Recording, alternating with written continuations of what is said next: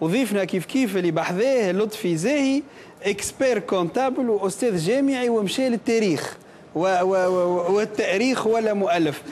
aux origines du club africain et du mouvement associatif sportif tunisien. هذا هو كتابك في منشورات كرم الشريف، كتاب في قرابة ال 500 صفحة. تقول في الكتاب أن النوادي هذو ما كانوش عندهم يعني الدور غير في الرياضة، عندهم ثاني الدور الثقافي والدور في الحركة الوطنية. صحيح.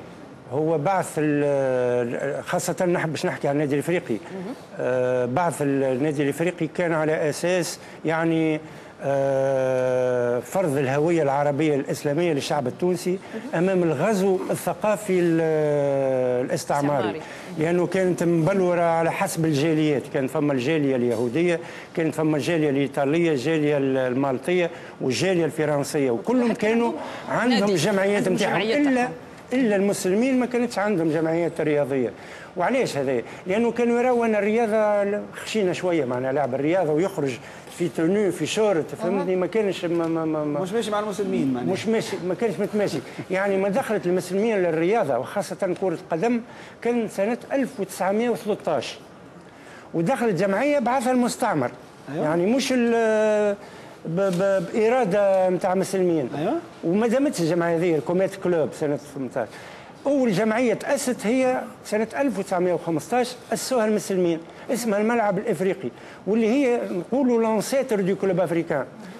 الجمعية هذه تأسست 15، لكن جات حوادث سنة 18 مع جمعية أخرى يهودية لوستاد تونيزوا اللي صاروا فيها دي انسيدون كبار. المقابلة هذه لو 22 مارس 18 مات واحد من لاعبي الملعب الإفريقي، وواحد اخر مشى لكوما حاسيلو.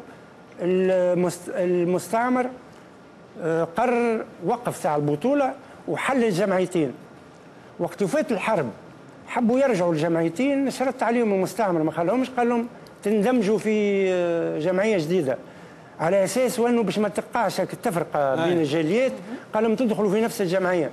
ما غاديك جات الجمعيه تاسست النادي الرياضي التونسي اليو اس تي، وبداوا يلعبوا تقريبا زوز مقابلات، لكن المسلمين فاقوا وان الجمعيه هذه اللي تكونت هي جمعيه يهوديه.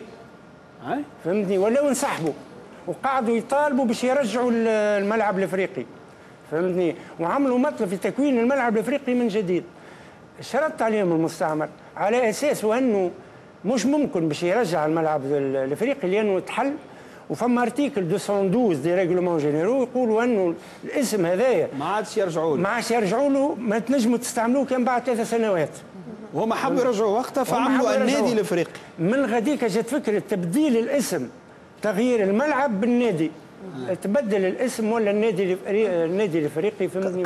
قصه مشوقه يحكينا عليها سي لطفي زاهي، كتابه اوز اوريجين دو كلوب افريكان، كتاب فيه قرابه ال 500 صفحه، قلت على النادي الرياضي الافريقي في منشورات كرم الشريف، 25 دينار تلقاوه في المكتبات. جبت لنا معاك زاد بعض الوثائق يظهر لي سي لطفي، لو كان تقول لي شنو هو التابلوات اللي عندك؟ قبل ما نوريك التابلو تصحيحا على الاسم النادي الافريقي، جنسيست مع النادي الافريقي. انا من قبل انا نغلط النادي الرياضي، صحيح. الجمعيه الوحيده المتواجده اليوم اللي لا بدلت لا اسمها ولا الوانها هو النادي الافريقي. اي ولا وصلحوا لي جماعه سعيده تقول لي ما يسالش النادي الافريقي بطبيعه الحال. النادي الافريقي هذه وثيقه هامه جدا. هي الوثيقه هذه كانت الجمعيات مرسمه على اساس فما جمعيات الفرنسيه وجمعيات المسلمه وجمعيات الاجنبيه.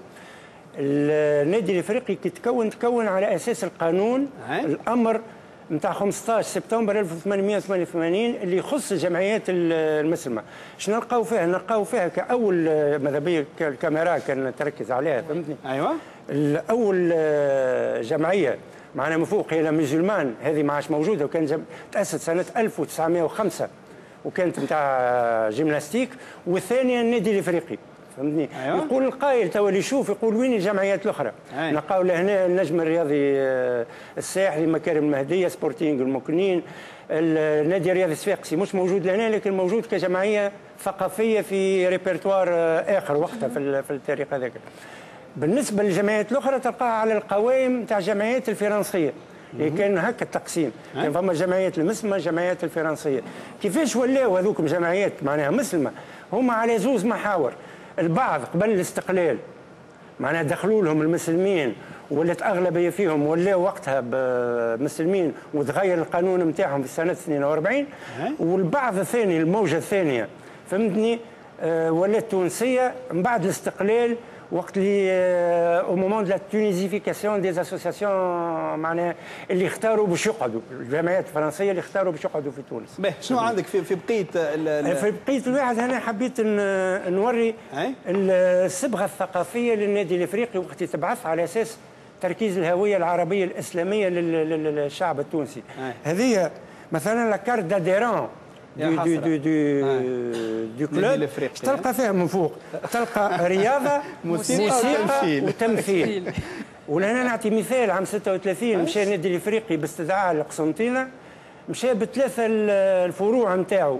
النهار الاول عمل مسرحيه، النهار الثاني العشيه لعب مقابله وديه مع فريق قسنطينه والاخ من قسنطينه فهمتني. وفي الليل عمل شنو هما بيدهم اللي يعملوا الكوره يغنيوا عندهم فرع كل واحد لا عندنا فرع نتاع موسيقى وفرع نتاع تمثيل وفرع نتاع رياضه. وفي الليل عملوا سهريه موسيقيه فهمتني. ونعرج لهنا على اساس الصبغه الثقافيه للنادي. النادي الافريقي كان هو اللي بعث فرقة الرشيدية سنة 34 معناها من جملة اللي الافريقي بعث الرشيدية 18 عضو من النادي الافريقي حضروا في الجلسة العامة و14 منهم كانوا في الهيئة المديرة. الرئيس سي مصطفى صفر، امين المال سي منصف العقبي وسي بن عمار وسي جمال الدين بوسنينه. سي لطفي الاخرانيه باش توريها ما ماناش باش نعقبوا عليها برشا. شنو هذيك التصوير؟ هذه توري الصبغه نتاع الاسبريت فامي نتاع النادي الافريقي. هذوما ثلاثه رؤساء ترأسوا النادي تشوفهم كيفاش لعبوا في النادي الافريقي وهم صغار.